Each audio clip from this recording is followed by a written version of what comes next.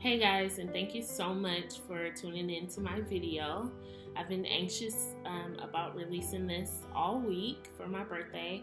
I feel like the Lord has really been putting on my heart to share with everyone, people I know, people I don't know, my testimony and where I come from. So let's talk about it. So I'm from Detroit, Michigan. I grew up with a huge family, lots of brothers, one sister, my mom and my stepdad. And so right now there's a lot of attention on the Me Too movement. So I just wanted to share my experience of Me Too. So when I was growing up, I was sexually abused by multiple people. And I struggled with that, of course, throughout the years. And I'm now starting to see and really understand the things that I went through. It was a very deep, dark secret that was held within me. I didn't share with anyone because my life was threatened.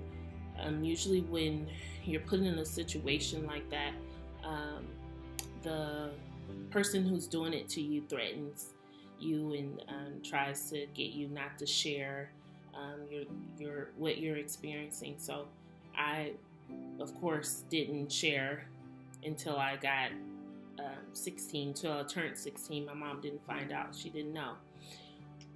But so that haunted me throughout my life a little bit. And so when I got to high school, throughout school, I was bullied. And so I kind of like suppressed my childhood experience. I just pushed it down and down, and I didn't even realize until recently, when I felt led to share my testimony, how many people didn't know I experienced it.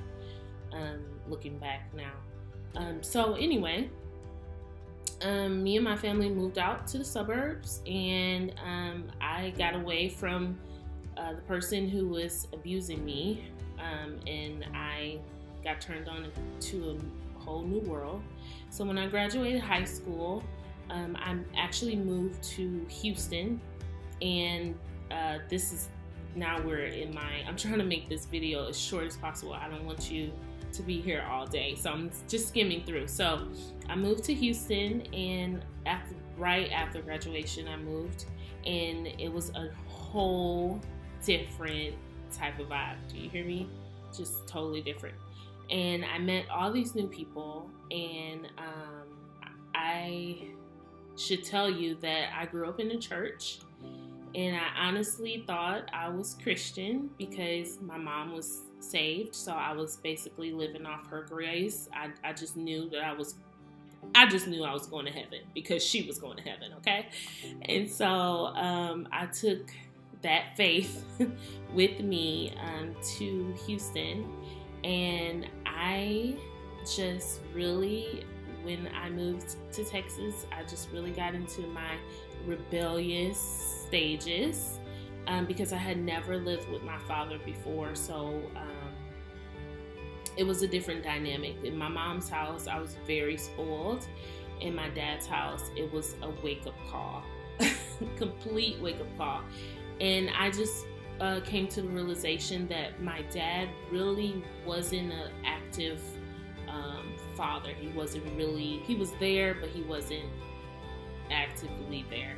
And so we had a very strained relationship, which hindered my life a lot. Like I just was very rebellious because I didn't have the relationship that I thought I had with him. And so I, of course, turned to the world. I started drinking, I was smoking, I was partying, I was going from relationship to relationship, and ultimately I realized now in hindsight that I was still struggling with my childhood and what I was going through, and then my relationship with my father.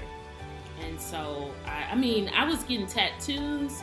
I only have 2 tattoos. One you can see, and then another one is here. But I mean, I was just doing anything. I just honestly wanted his attention, and which is interesting because a lot of women who experience sexual abuse, they usually turn either to like suicide or they question who they are, their identity. And that wasn't my struggle, honestly. And I know what I experienced. What I experienced was extremely traumatic. The things that I saw as a little girl, no little girl should experience. So, but that, God's grace. Honestly, it's God's grace. But my relationship with my father is really what got to me.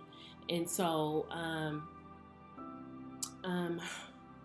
I moved out of my dad's house and I got my own place at 21. I got my own place. And I had all these new friends. I was super popular because I was the one with the house and the car. And I was, doing drugs. So, when you're doing those things, you get a lot of friends. And I can just remember when it just all came crashing down. I lost everything. I lost my car. I don't even know how I was living in an apartment because I barely even paid rent. I just started to lose things, and I remember just being at the very lowest I have ever been in my life because nothing stayed. Like my relationships with guys were just constant. I was in constant relationship after relationship. There was no kind of breaks in between. That was something that I made my God. I made relationships my God. I made my friends my God. I poured into people a lot. And so anyway, I ended up moving to Austin, and then I moved to Dallas. And so how I changed my life, I just felt like nothing was working. And I had never tried God. I never gave him opportunity. I was trying everything else. I was trying to work 4 jobs and hustle to get my money. I was doing everything. So I remember when I moved back with my mom, remember she's the one whose faith I was living off of. So you couldn't stay in her house if you weren't going to church. So I went to church. And what's crazy is I was one of those Christians who went to church and was still living like the world. I just didn't see it. I was asleep. So I remember I was serving in the youth, and the pastor was ministering about fathers. And so, of course, that got my antennas going because of the relationship that I had with my dad. And the pastor said something about how God wanted to be your father. And mind you, I have been in church forever, and I had never heard that God wanted to be my father or be a source for me. And so that really, that was the it moment. And so I started listening to what he had to say, and I ended up at the altar call. I'm like, I'm supposed to be serving, Lord Jesus. And so I just got on my hands and my knees. I'm crying, and the Lord says to me, I am your father. What you're looking for is in me. I know everything that's happened to you. I know everything that you've experienced. I want to be there for you. And I audibly, I heard the voice of the Lord for the very first time. And ever since then, it was like, boop, boop, boop, boop, boop. God is my father? What? And so, what? And so, he told me after that I gave my life to Christ because I never had. Literally, it's just so crazy how you can go to church your whole life and never give your life to God. So I gave my life to God, and He told me that I want you to forgive your dad, because I had so much resentment because of my childhood. Because the Lord started to reveal to me once I got a relationship with Him. He started to reveal to me how my childhood affected me. And I had a lot of resentment towards my father. I had a lot of resentment towards my mom, because I felt like they weren't there to protect me. And these things were happening in the house and right under them. So that was hard for me. And the Lord said, I'm your father. You can forgive your natural father, your earthly father. And so I remember calling my dad and just telling him a little bit of how I was feeling, and really just forgiving him in my heart. And our whole relationship changed. I no longer saw him as someone who had to fulfill a void that Jesus said that He would take. And so it literally changed my whole life around. And it's so crazy because I hear people's testimonies and they're radically changed. My change came gradually. I gradually stopped cursing. I automatically actually stopped drinking and smoking, because that's just really not my thing. I did that to be popular, but I never saw myself the way that I am now. Like I'm so content with life. I'm so content with my relationship with Christ. It's very very intimate, and I just feel like the Lord has restored everything. He's changed everything. So my life started to gradually change. I gave my life completely to Him in 2014, and I have not looked back. And oh my goodness, I just, so anyway, so after I forgave my father, that relationship changed, and then I had to forgive my mom, because she was the one that was in the house. And my mom's amazing woman, and she had a lot of kids, and I understand that, but I really had to forgive her, and I had to forgive my mom and my sister have a different relationship. Their relationship is very transparent.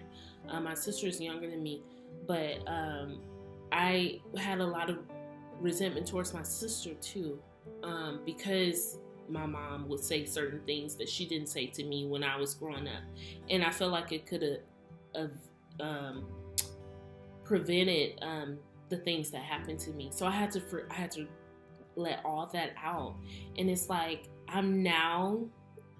Ever since I gave my life to Christ, it's like I can now talk about my experience, because sexual abuse is extremely traumatic, and the fact that I can talk about it with a smile on my face, because the God of the universe has taken every emotion connected to the experience that I had growing up, the experiences that I had growing up. He took it away from me, and it has been the most amazing feeling ever. And He's replaced it with His love, His grace, and His mercy. And I told the Lord, I said, I don't know why. I don't know why You do this. And His answer was, because I love you. And I really and truly hope that my story, a little bit of my story, encourages you to pursue a life with Christ, because He is actively pursuing you, and He is actively reaching out to you, and He can reach wherever you are. He can touch you wherever you are and change your whole life. And I just want to thank you guys for watching and taking the time out. I will not take up any more time. I just want to say that I appreciate you guys for watching my video, and hopefully this video has inspired you and encourages you to share your story. I just wanted to skim over a little bit of my story. I didn't want to go into too much detail because I don't want to keep you too long, but I really appreciate you watching my video. And please give me whatever feedback you want. Give me any kind of questions you may have.